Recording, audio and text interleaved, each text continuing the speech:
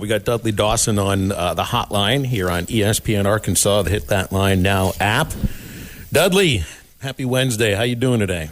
I'm doing good. How about y'all? Doing well, man. Doing really well. See, we got Sam Pittman live today. We got the teleconference earlier today. Did you hear? Were you in on the teleconference today? Anything to report from there? Yes. I think he was, excited about how they played, except for obviously the turnovers and, not making 2 field goals. But I thought there was a lot to be optimistic about, even though if you want to be negative, you certainly had, the reasons to be.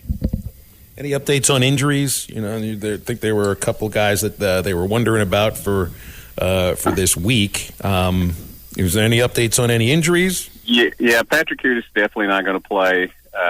They think that you're probably looking at Braxton being out as well. Jalen Braxton, defensive back, who doesn't look like he's going to get back in time.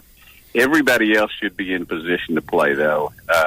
You've got some guys that still need to go through practice, but he thinks they're going to be, I guess in the new nomenclature, they would be probable instead of questionable or doubtful. I guess we got to do that next week, right? With the first SEC game, we'll have our first real availability report. Yeah, but don't you bet they're having a discussion out in San Francisco about that this week? That player messed up by saying he found out on Friday. Start, just say you didn't know. That's right. He was a young guy that was you got to send him to what's the they got the class. I never went to that class, but they tell you not to give away that information. That was kind of right. Don't ask it's like John White said back in the day. Don't answer the question they ask you. Answer the question that you wanted. There you go. Hey, that's what I saw in the debate yesterday. Oh, my absolutely, goodness. Absolutely. Hey, Dudley, watching this Hog team play, and we've had a couple days to digest this last game. Can you kind of wrap it up for me? How do you feel better about this team going forward? What really now is kind of your realistic expectation for this team going forward? I went into the season honestly thinking they're probably still going to win about 4 games. I really feel now that they maybe are going to get over that. I'm going to use the word maybe because, I want to see a little bit more. I think Oklahoma State was a good football team. I think they got overrun in the first half, but, let me see how they do the rest of the year as well. But I do see certainly more options on offense. You certainly see more guys open. I feel good about the offensive line. Obviously, Coach Gundy and his staff made some adjustments at halftime, and they shut that down. But let's be honest here. You make all 3 of your field goals. You don't put the ball on the ground twice, and you don't throw that pick 6. They run away with it in a place that I picked them to lose by 11 points. I mean, I didn't expect them to go over and win. I know there were a lot of people that were excited about it. But Taylor Green looks a lot like you, man, when he's out there running. And Jaquindon Jackson, you can keep him on the field. He's going to get you some big time yards. And Andrew Armstrong, had a strong game Saturday. I will say that Taylor is one of those guys that, man, difficult throws he seems to make great. Easy throws, it seems to settle on him a little bit. I think it's this 3-game stretch coming up. We're really going to find out what this team is made of. I think they need to win these next 3 games. Not to put too much on them because 2 of them are SEC games away from their own stadium. But you got to look. I know what I watched on Saturday in Stillwater, and I believe a lot of the same things that you're saying right now. It's just that it wasn't necessarily the Texas game in 2021 that announced that Arkansas was kind of back for the year. People might think that. It was the win against A&M that did that. Absolutely. That's the game that decides, or at least it's felt, has decided the direction that the season goes in. So, and you're back here right again with UAB this weekend, and then you go to Auburn, which I watched on Saturday after the Arkansas game and was not impressed. In fact, I've talked with some Auburn beat writers, and they think that may be a game that Auburn doesn't want to play because of the structure and things that Arkansas wants to do in the running game now. And also, you got Texas A&M. You could change the narrative real quick. You could go 0-3, and we could all be still thinking what maybe many of us thought were going to happen. At least go 2-1. At least go 2-1. You got a shot. Yeah, they're fun to watch, though. I mean, look, it was a fun game to watch. As heart-wrenching as it was. Like I got a text from one of my really good friends who is as dyed in the wool of a Razorback fan as everybody else. She doesn't watch a lot of other football games, but she'll watch every Razorback game, and she could not stand to watch last year. She even said, I enjoyed that game. It was heart-wrenching to lose, but I actually enjoyed watching this game. I don't know many people that enjoyed watching last season. Hopefully this year. I didn't. Yeah, I didn't either. Yeah, I mean, going forward, when you look at this team, and I think a little bit to Travis Williams and kind of his first half to the second half, and I know you got to had the offense on your side, and they're not all his fault. Do you feel like he makes the proper halftime adjustments? Does it seem like maybe teams kind of figure him out? I mean, great. He gave the defense gave up 0 points in the first half, and you knew Oklahoma State's going to make a run, but do you think teams kind of adjust to him and kind of figure him out maybe a little bit in the second half? Well, I think that happens with all teams. Mm-hmm. I'm not going to just lay it there at Travis's, Coach Williams' feet. I will say that, I see a defensive line that's coming. I see linebackers that are coming in the secondary. I feel like they're better off over there talent-wise. Now, execution, you can't be throwing a dude down on the ground. I don't care how physical you are. And man, some of these what I would call pick plays, or rub plays or whatever, seem to go, not the way I would have thought. I mean, I don't think you can just go block somebody, can you? They have those RPO run pass options where they say if you don't get like 2 yards down the field, you're able to block. But we all know what they're doing. I mean, we all see it. Anytime my cue would be, and maybe that's a question for Tommy Kraft because he's an official. But my cue as an official is: did he make an attempt to run a route?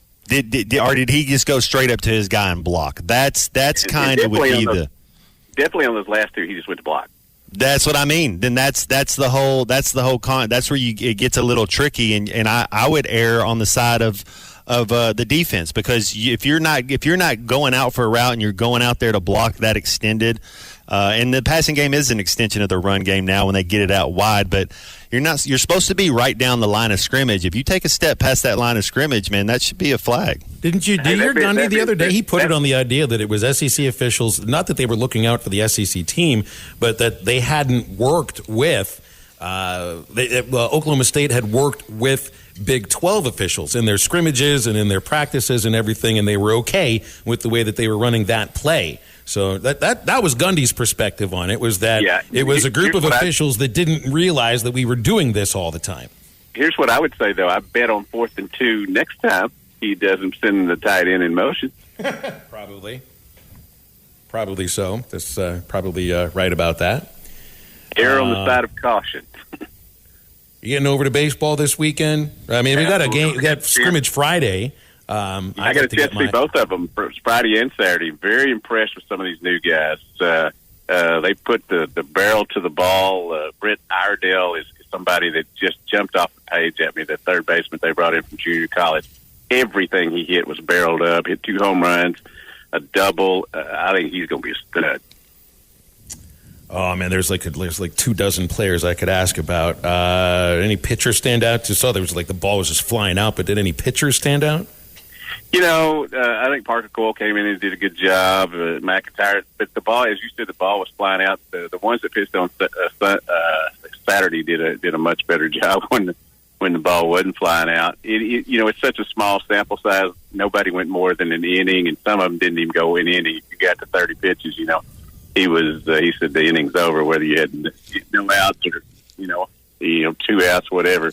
But I tell you what, I reserve. I reserve a chance to change my mind. But I think there's more talent over there this year in both position players and pitchers than there was last year. And I think that's I don't usually go that far out on a limb. People don't want to believe the hype, Dudley. They just don't. We shouldn't feed them too much of that hype here in September, right? Because they don't want to believe it. That's why I said a small sample size. Very small. Very small. Aaron asks if Taylor Green has more eligibility after this year. Sure. This is his 3rd year, is it? I think it's his 3rd year. And to me, he kind of does. I think he might be a 2-year guy here. You got a good guy behind him in Malachi Singleton.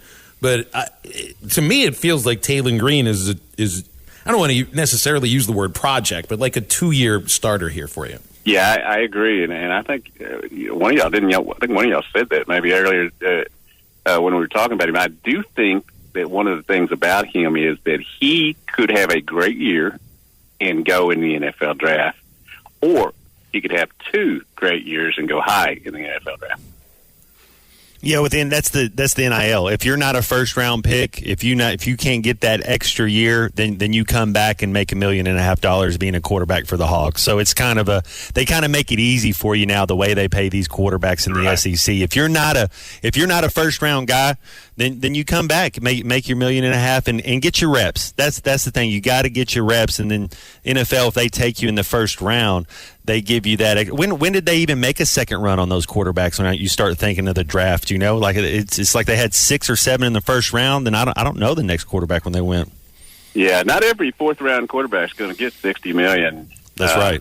A year. So you telling me that's not a usual occurrence, huh? Now all of a sudden, Doug in Mountain Home wants to bet the house on Arkansas to win the baseball natty. I added, throw in the car and the kids' college fund too. Go for it. Yeah. We all know how it works. I said I thought there was more talent, position wise and pitching over there than I saw last year. And I didn't say they was going to win it. You will never hear me say it. I've got sound bites here that I can play back for you once we get to June. Okay, Dudley? Sounds good. Hey, I'm all about the receipts. I keep them for everybody else. Might as well keep them for me. Hey, I always appreciate you hopping on with us, Dudley. Thanks a lot. Anytime, guys. Thanks, Dudley. BetOnline is your #1 source for all your betting needs. Get the latest odds, lines, and matchup reports for baseball, boxing, golf, and more. BetOnline continues to be the fastest and easiest way to place your wagers, including live betting and your favorite casino and card games available to play right from your phone. Head to the website or use your mobile device to sign up today and get in on the action. Remember to use our promo code BELIEVE, that's BLEAV, for your 50% welcome bonus on your first deposit. Bet online, where the game starts.